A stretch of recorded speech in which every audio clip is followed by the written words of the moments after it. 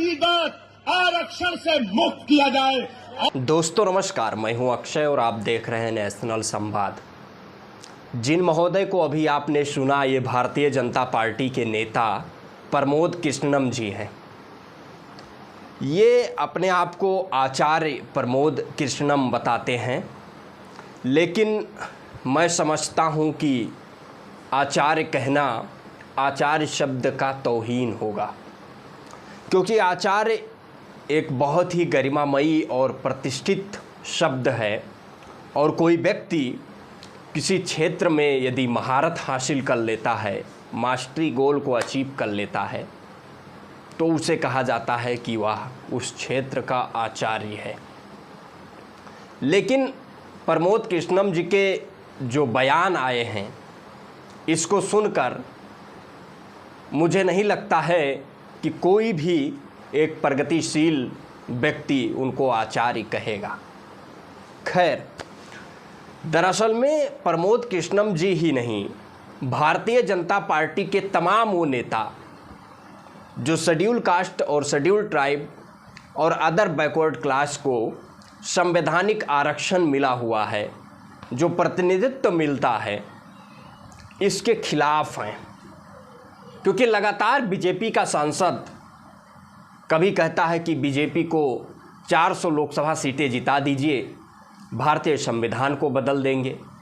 कोई कहता है भारतीय संविधान में मेरठ के प्रत्याशी, लोकसभा प्रत्याशी बीजेपी के अरुण गोविल जी कहते हैं भारतीय संविधान में संशोधन की आवश्यकता है। और तमाम प्रकार वो आचार्य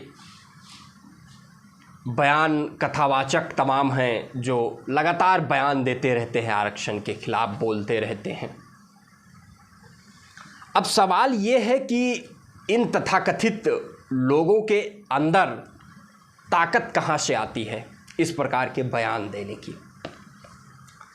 दरअसल में भारतीय संविधान में जो बाबा साहब डॉक्टर भीमराव अंबेडकर ने और आरक्षण के जनक छत्रपति साहू जी महाराज जी के समय से जो प्रतिनिधित्व की शुरुआत हुई और बाबा साहब डॉक्टर भीमराव अंबेडकर ने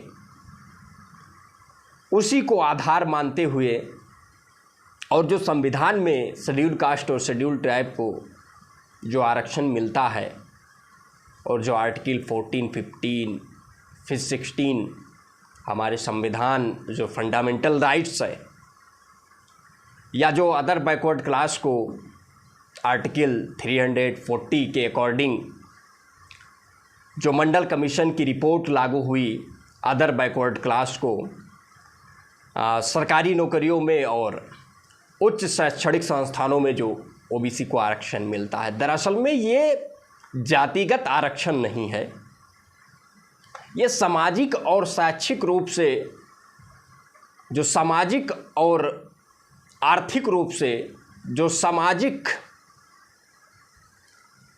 रूप से पिछड़ा हुआ समाज है, जिसके साथ हालांकि आर्थिक रूप से पिछड़े हुए को आरक्षण नहीं मिलता है, वो क्रीमी ओबीसी के लिए लागू होता है, वो एक अलग डिस्कशन का विषय है, चर्चा का विषय है। लेकिन मैं ये बात करना चाहता हूँ कि ये जो आरक्षण है, प्रतिनिधित्व है, ये जिसके साथ सदियों से जो हाशिएकृत समाज है, सदियों से जातीय भेदभाव किया गया, उनका उत्पीड़न किया गया, उनके साथ शोषण किया गया, उनको देश के संसाधनों से वंचित रखा गया, उनका शोषण किया गया, उनको शिक्षा का अधिकार नहीं दिया गया, उनको मूलभूत अधिकार से वंचित रखा गया।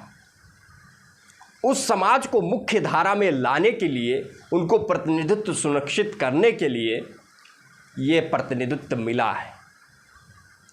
और सामाजिक न्याय तभी स्थापित हो सकता है जब हाशिएकृत समाज को, या एक विकसित राष्ट्र, एक विकासशील या विकसित राष्ट्र की कल्पना तभी की जा सकती है जब वहाँ के संपूर्ण नागरिकों का विकास हो, न कि केवल पूंजीपतियों का विकास हो।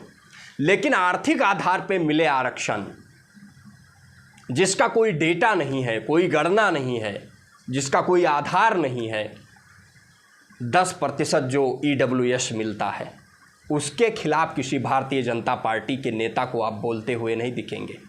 लेकिन जो OBC SC ST को आरक्षण मिलता है, इससे इन लोगों को पीड़ा होती है कि जो हाशिएकृत समाज है, OBC SC ST के लोग हैं, ये कैसे नौकरियों में आ गए, ये कैसे देश के संसाधनों पे अपना भागीदारी, अपनी प्रतिनिधित्व सुनिश्चित कर रहे हैं। इस बात की इन्हें पीड़ा है। और ये बाबा साहब डॉक्टर अंबेडकर से लेकर उन तमाम महापुरुषों के संघर्षों के बदौलत ये जो हाशिएकृत समाज है, उसको संविधान के अनुसार न्याय मिल रहा है। लेकिन आज भी जिस तरीके से विश्वविद्यालयों में, नियुक्तियों में, जिस तरीके से देश के निजी संस्थानों का निजीकरण करके वहाँ पर आरक्षण को निष्प्रभावी किया जा रहा है, नियुक्तियों में जाति देखकर विश्वविद्यालयों में इंटरनल असेसमेंट की कॉपियाँ चेक की जाती हैं, उसमें नंबर दिया जाता है, इंटरव्यू में नंबर दिया जाता है, सरनेम जाति देखकर नंबर दिया जाता है। शोषण, अत्याचार जाति के आधार पर करते हैं और आप बात करते हैं कि जातिगत आरक्षण नहीं होना चाहिए। एक मोची का लड़का मोची बनने के लिए मजबूर है, एक गटर साफ करने वाले का लड़का गटर साफ करने के लिए मजबूर है, जातिगत पेशे को करने के लिए मजबूर है, जाति के नाम पर काम बांट दिया गया है, वह करने के लिए वो मजबूर है।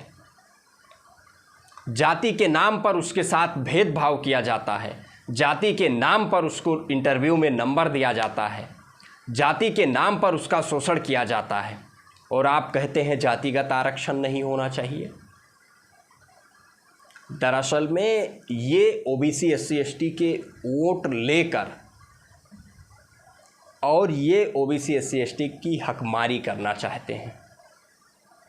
इसलिए मेरा ये निवेदन है कि इस प्रकार के तथाकथित आचार्यों और संविधान विरोधी, आरक्षण विरोधी, भागीदारी प्रतिनिधित्व विरोधी, जो आपके हक और अधिकार, स्वतंत्रता, समानता के खिलाफ है, ऐसे लोगों के खिलाफ लोकतांत्रिक तरीके से वोट करने की ज़रूरत है और इनका बहिष्कार करने की ज़रूरत है। और ये लगातार जिस तरीके से विवादित बयान देते रहते हैं, आज भी देश में अभी जाति आधारित जनगणना करवा लिया जाए, किस जाति के लोग कितने प्रतिशत शिक्षित हैं, कितने प्रतिशत लोगों की आर्थिक स्थिति क्या है, सामाजिक स्थिति क्या है, इस डेटा को सार्वजनिक कर दिया जाए तो दूध का दूध और पानी का पानी अलग हो जाएगा। लेकिन इसको भारतीय जनता पार्टी स्वीकार नहीं करेगी। देश के संसाधनों पर किस वर्ग का, किन लोगों का कब्जा है, यदि इस आंकड़े को देखा जाए तो सारी बातें स्पष्ट हो जाएंगी कि किस तरीके से मात्र 2% पूंजीपति वर्ग और एक बड़े समूह, बड़े वर्ग, सर्वहारा वर्ग का शोषण कर रहा है और देश के संसाधनों पर किस प्रकार से पूंजीपतियों का एक विशेष वर्ग का, समृद्ध वर्ग का कब्जा है। इसीलिए महापुरुषों ने ये नारा दिया था, 100 में 90 शोषित हैं, 90 भाग हमारा है, धन, धरती और राजपाट में 90 भाग हमारा है।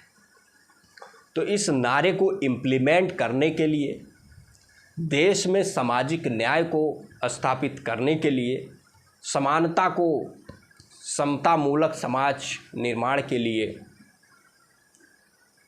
जाति आधारित जनगणना बेहद ज़रूरी है और सभी को न्याय मिलना चाहिए। और इस प्रकार के तथाकथित आचार्यों का, जो आपके आरक्षण के खिलाफ, आपके हक और अधिकार के खिलाफ हो, ऐसे लोगों का बहिष्कार करने की ज़रूरत है। इस विषय पर आप सभी लोगों की क्या प्रतिक्रिया है? आप अपनी प्रतिक्रिया कमेंट बॉक्स के माध्यम से अवश्य दें।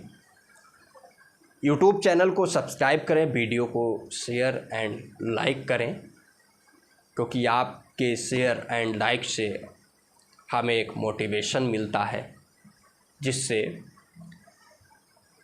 इसी प्रकार के वीडियो मैं लाता रहूं। तब तक के लिए जय हिंद, जय भारत। देखते रहें नेशनल संवाद।